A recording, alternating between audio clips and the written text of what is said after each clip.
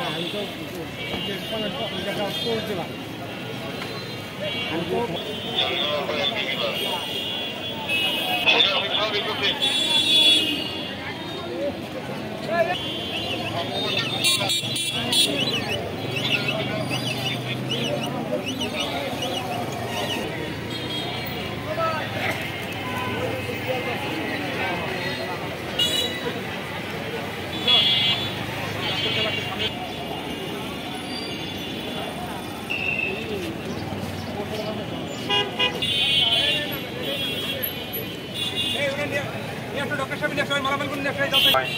গ্রামের পরে মানুষের শরীর দুর্বল হয়ে যায়, বিশেষভাবে যারা কর্মজীবী তাদের জন্য এই সময়টা খুবই কষ্টকর এবং খুবই ঝুঁকিপূর্ণ।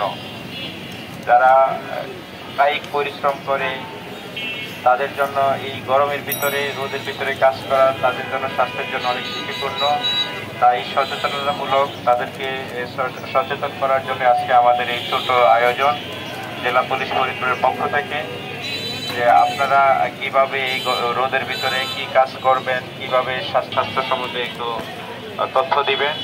আর আমাদের পক্ষ থেকে আপনাদেরকে একটু সামান্য বিশুদ্ধ পানি এবং খাবার স্যালাইন বিতরণ করব।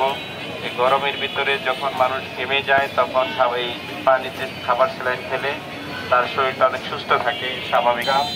যাতে আপনারা নিজেরা সচেতন থাকেন, সুস্থ থাকেন, এটুকুই হচ্ছে আমাদের কামনা এবং নিরাপদ থাকে এই প্রচণ্ড গরমের ভিতরে। আমি এখন আহ্বান করব আমাদের